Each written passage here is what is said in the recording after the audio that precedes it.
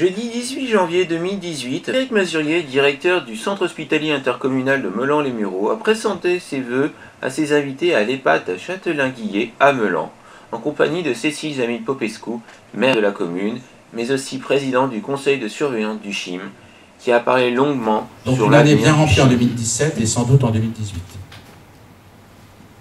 À tout début d'année correspond l'arrêté des comptes qui à ce jour ne sont pas définitifs et donc attention au jugement péremptoire, hâtif et prématuré. Le CHIM avance vers la fin de son plan triennal de retour à l'équilibre financier, élaboré fin 2015 et validé et approuvé début 2016. Mais dès 2014, alors que les prémices du GHT apparaissaient à l'horizon, les grandes orientations du CHIM étaient déjà tracées. Cet exercice se doublait d'un pari interne, la confiance en notre structure avec la cohésion des équipes, et une autre plus discrète, celle de surmonter nos dysfonctionnements et de développer nos potentialités au travers de cette ambition. On nous demandait de revenir à l'équilibre sans artifice et de retrouver notre taux de marge. C'est fait. Cela reste fragile, mais les bases de consolidation sont atteintes. Tout comme mes collègues chefs d'établissement, je ne peux prévoir les évolutions tarifaires ou législatives. Mais à un périmètre d'activité stable, le niveau du déficit du CHIM devrait encore se réduire, sans tenir compte des ventes exceptionnelles de biens immobiliers ou d'activités trop ambitieuses. Il ne s'agit pas de faire de l'équilibre budgétaire en étant en situation annuelle d'équilibriste. Il convient dorénavant d'attester que cet hôpital est sain, sans fièvre excessive, sans vices cachés. La comptabilité, la gestion hospitalière, tout comme la médecine, sont des techniques ou un art, pas une science. Le CHIM est au service de sa population et de son territoire, pas à la discrétion de son directeur ou à la merci des ambitions, des jalousies ou des rancœurs d'autres. Au nom du CHIM, je vous remercie toutes et tous d'avoir contribué au succès et à la pérennité de ce qui fait la noblesse de votre hôpital et je souhaite à chacune et chacun d'entre vous une très bonne année 2018.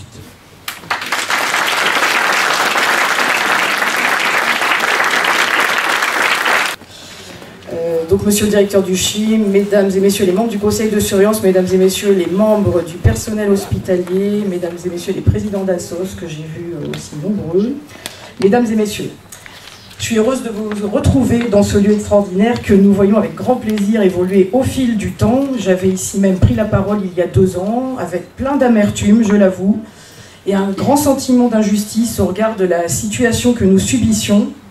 Le départ du service d'oncologie avec tout ce qu'il impliquait en termes d'éloignement pour nos habitants et de conséquences financières pour l'établissement nous avait tous profondément bouleversés. Car enfin à l'époque, avec ses services d'excellence, ses personnels de grande qualité, une santé financière bien meilleure que celle des autres hôpitaux publics du secteur, son activité en augmentation, son recrutement permanent de professionnels, son campus unique, et surtout sa prise en charge complète de proximité pour les patients qu'avait bien pu faire notre CHIM pour mériter ça. Ce que nous dénoncions alors, ce n'était pas tant ce déménagement, choix d'équipe médicale, mais ces conditions, sans compensation, sans réciprocité. Un très mauvais début pour le groupement hospitalier de territoire, un très mauvais signe pour les élus, les personnels, les usagers. Pourquoi effectivement ne pas réfléchir à un projet de santé territorial qualitatif avec une juste répartition des activités permettant à chacun de répondre à ses obligations tout en conservant ses équilibres et en optimisant le service? Formidable, mais pas à n'importe quelle condition et pas à n'importe quel prix et surtout pas en laissant quelques-uns au bord de la route. Car c'est bien le sentiment que nous avons eu à l'époque. On asphyxiait Meulan entre Poissy et Mantes. Mais malgré cela, nous avons continué à avancer, même à positiver ce GHT dans lequel le CHIM avait toute sa place. Nous n'imaginions pas ce que nous aurions à revivre en 2017 et à revivre un cauchemar similaire en plein milieu de l'été. L'ARS nous écrivait pour nous annoncer la fermeture au 31 octobre du service de réanimation. Elle suivait en cela l'avis d'une XOS réunie en juillet dans des conditions sur lesquelles je ne reviendrai pas. Le côté ubuesque de l'histoire, pardonnez-moi monsieur le délégué territorial, s'il n'était tragique, étant que la commission rejetait notre dossier au titre de son caractère dérogatoire suggéré par l'ARS elle-même. Plus de réa, vous le savez tous, c'est à très court terme et immanquablement plus d'urgence, plus de mater, plus de chirurgie, c'est la mort programmée du CHIM. Échaudés par les événements de 2015, les élus, les personnels, les syndicats et les usagers se sont mobilisés avec une force sans précédent dès le mois de septembre contre cette décision qui était inacceptable.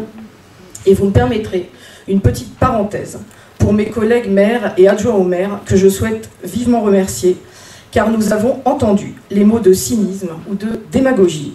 Certes, dans le contexte bien particulier de cette année 2017 et de l'émergence d'un nouveau pouvoir centralisateur et technocrate méprisant les élus locaux, bien ces élus, nombreux, ont bataillé sans relâche et je ne crois pas les trahir en affirmant que leur principale motivation, au-delà de la préservation de l'emploi ou de l'accès aux soins, était leur attachement profond et sincère à un établissement avec lequel ils partageaient tous une histoire. Une histoire joyeuse de naissance, une histoire triste de mort peut-être, ou simplement une histoire banale de soins. Nous avons été présents aux côtés du collectif dans les manifestations, nous avons fait voter des motions au sein du conseil de surveillance, des conseils municipaux et même du conseil communautaire rassemblant 73 communes. Nous avons écrit à la ministre, nous n'avons rien lâché dans le bureau du délégué général de l'ARS et nous sommes allés jusque devant les tribunaux pour réclamer l'annulation de cet arrêté qui nous condamnait. C'est tous ensemble que nous avons obtenu un sursis, une prolongation d'autorisation jusqu'au 31 janvier 2018, le temps de présenter un nouveau dossier. Ces semaines de travail ont permis et créé un vrai rapprochement entre les communautés médicales des 3 établissements du GHT Yvelines Nord et elles présenteront unis, je l'espère, un projet de département de soins critiques devant l'Axos à la fin de ce mois. Cette crise majeure, pour laquelle nous appelons de tous nos voeux une issue favorable, aurait-elle finalement permis de concrétiser et de valoriser le sens même de ce GHT, le travail en commun? Nous aurions tous à y gagner et l'État ne pourrait que s'en féliciter. Je n'ose imaginer un autre dénouement. Car malgré ces immenses difficultés, ces mois de tension et d'incertitude, les personnels du CHIM, quels qu'ils soient, ont poursuivi leur mission avec le même investissement au service de leurs patients. La direction vient d'évoquer un certain nombre de certifications. Nous les devons à la qualité de ces professionnels. Je tiens vraiment à les féliciter et à les remercier. Les mois et les années qui arrivent seront l'occasion de nouveaux grands bouleversements, mais je ne doute pas un instant des capacités de chacun à s'adapter. Et je nourris de grands espoirs de réussite pour différents projets. La restructuration de Brigitte Gros qui pourrait accueillir une maison médicale de garde, la rénovation d'une grande partie du campus, formidable outil de formation sur un territoire paupérisé, l'installation d'un foyer d'accueil médicalisé porté par les départements des Yvelines et des Hauts-de-Seine qui permettrait d'éviter l'expatriation de nos patients autistes. Je terminerai, si vous me le permettez, avec des remerciements à titre personnel que je souhaite adresser plus particulièrement aux équipes de SSR et de soins palliatifs de Bècheville qui ont permis, il y a quelques semaines, à une grande dame, un ancien ministre, qui m'était très cher, de finir sa vie dans la sérénité. Nous savons que nous pouvons compter sur vous. Les habitants de notre territoire vous accordent une confiance totale, mais sachez aussi que vous pouvez compter sur nous. Les maires de Meulan et des Mureaux et l'ensemble des élus seront toujours à vos côtés. Je vous souhaite à vous-même et à vos familles une très heureuse année 2018 et le meilleur pour notre Chine. À la fin de cette cérémonie a eu lieu la remise des médailles du travail au titre de la promotion du 1er janvier. Le fonctionnement, enfin, je vais juste vous récapituler en quelques mots le fonctionnement de cette décoration et ensuite appeler les récipiendaires par grade et par ordre alphabétique. Je dirais le prénom puis le nom. Pour éviter toute confusion. Alors, donc, il y a 3 grades dans cette décoration. D'abord, l'or pour les agents qui ont au moins 35 ans de service. Ensuite, le vermeil pour les agents qui en ont au moins 30. Et l'argent pour ceux qui en ont au moins 20. Les récipiendaires de l'or et du vermeil reçoivent leur médaille ainsi que le diplôme délivré par la préfecture et une box. Et puis, les récipiendaires de l'argent sont bénéficiaires de la médaille, du diplôme et d'un chèque cadeau, en 2 temps. Alors, je vais donc appeler successivement pour l'or, Monsieur Francis Armand, qui a 35 ans et 2 mois de service, qui exerce actuellement comme responsable de secteur matières premières à l'UCP et qui est arrivé parmi nous donc en 1981. Voilà.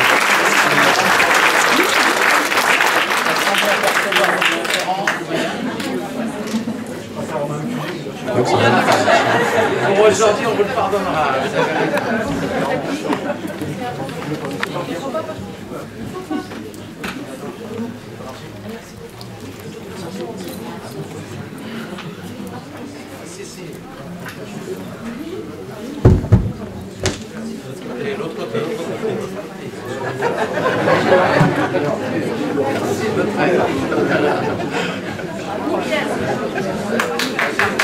De Monsieur Guy Bamy, 39 ans de bons et loyaux services, qui est actuellement magasinier.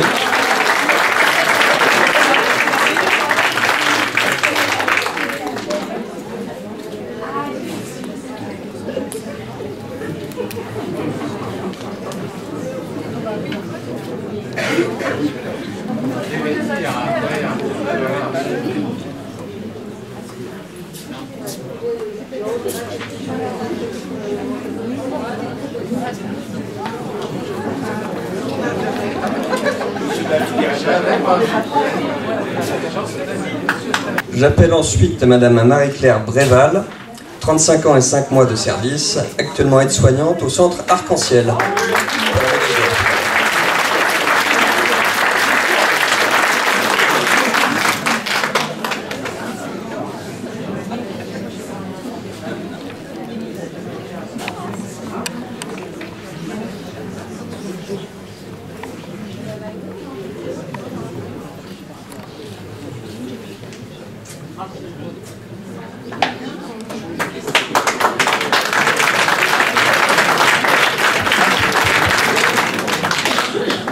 J'appelle ensuite Madame Françoise Cagnan, personnel administratif, qui est à la gestion des malades et qui est parmi nous depuis 35 ans et 10 mois. Toujours pour l'or.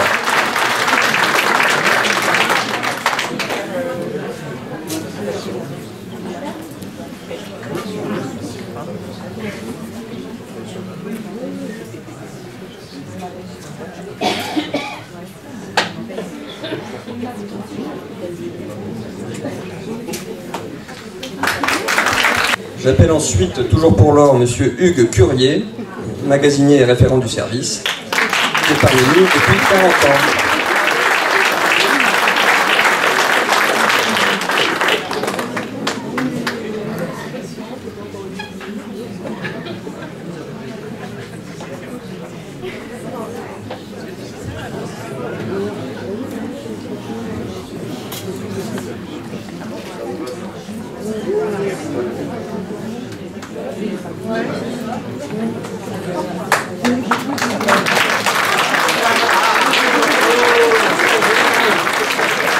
J'appelle ensuite Monsieur Philippe Ferrand, responsable restauration, qui cumule 40 ans et 11 mois de service.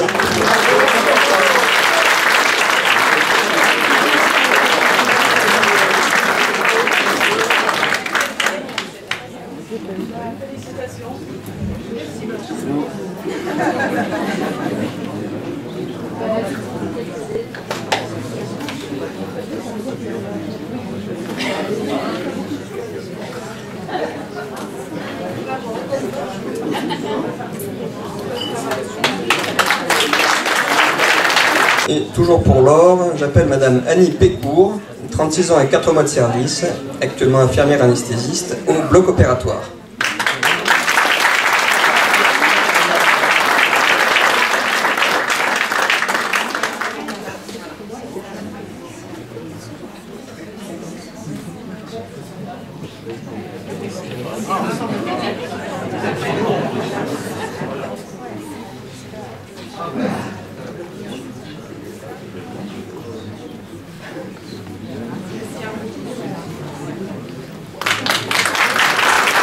Nous passons maintenant à l'échelon vermeil, donc futur or peut-être, mais vermeil actuellement, en commençant par Madame Véronique Cerisier, 30 ans et 10 mois, aide-soignante en stérilisation.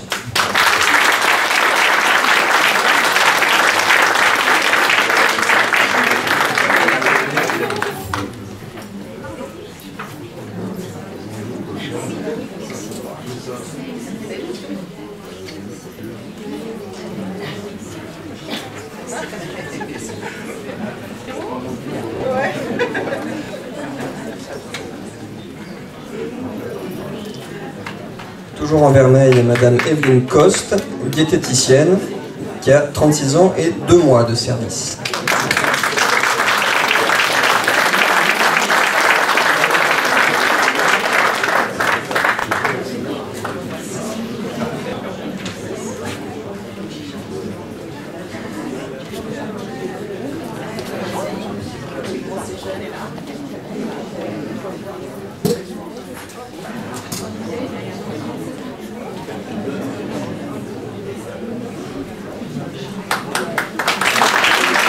en Vermeil, toujours Madame Marie-Laure Henry, sage-femme, en obstétrique donc, et qui a 41 ans de service.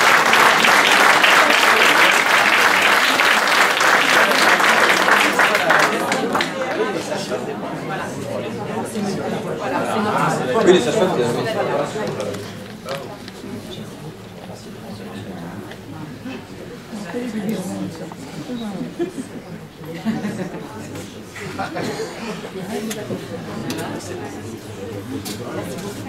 Merci pour tout. Toujours en Vermeil, j'appelle Monsieur Philippe Liget, personnel administratif à la gestion des malades. 32 ans et 4 mois.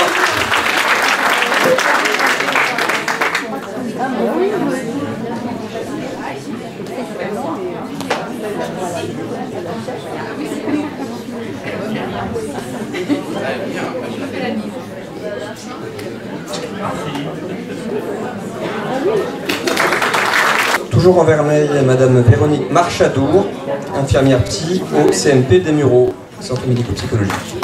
33 ans et 5 mois.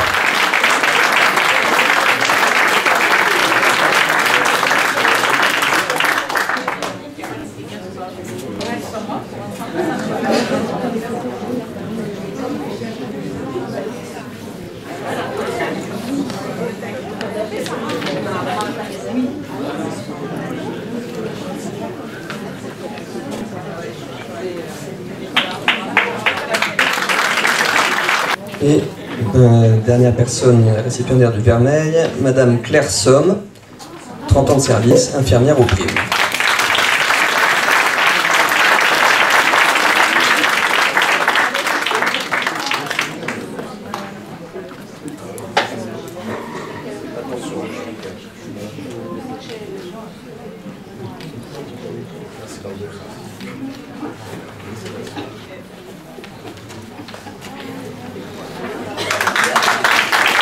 Nous passons à l'argent. J'appelle Madame Sandrine Afonso, qui je crois est empêchée aujourd'hui, mais qui donc va recevoir ou récupérer sa décoration et tout ce qui va avec prochainement. Et Madame Afonso, donc, qui est infirmière de bloc opératoire. J'appelle ensuite Madame Adeline Bale, qui est psychomotricienne au SSR. 32 ans, emploi de service.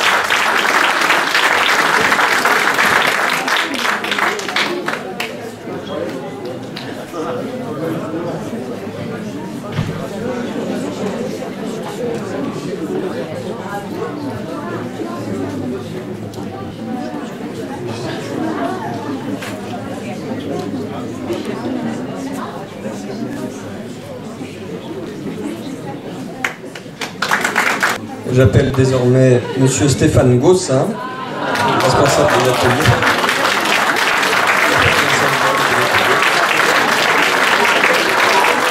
Un an et 3 mois.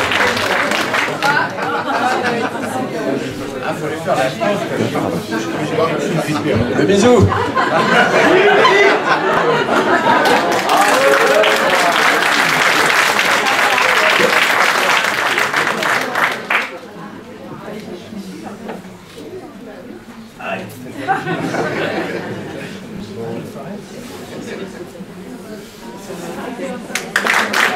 J'appelle ensuite Monsieur Denis Guéret, agent de production à la restauration.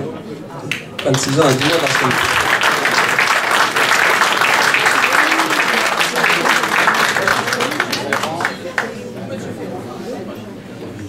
Agnès ?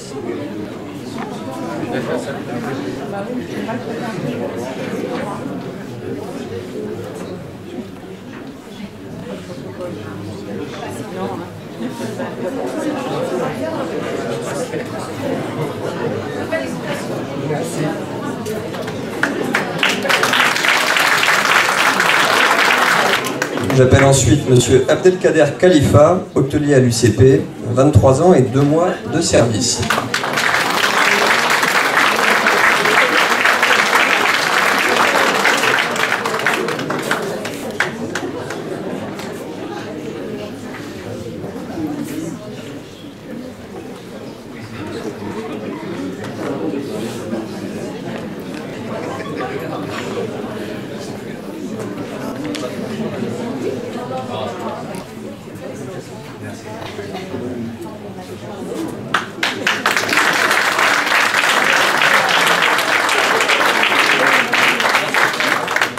J'appelle ensuite Madame Myriam Leblay, cadre de santé.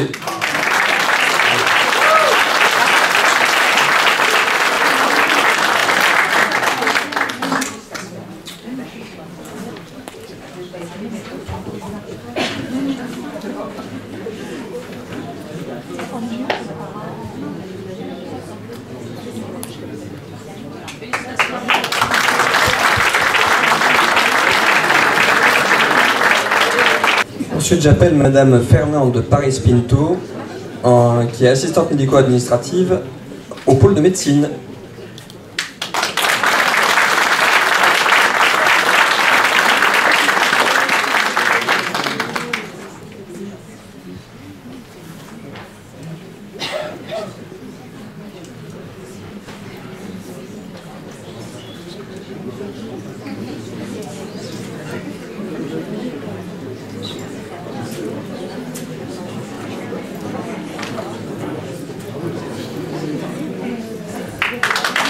Et j'appelle enfin Madame Alice Pillet pour l'argent, et Madame Pillet qui est infirmière anesthésiste au bloc, 29 ans et 6 mois.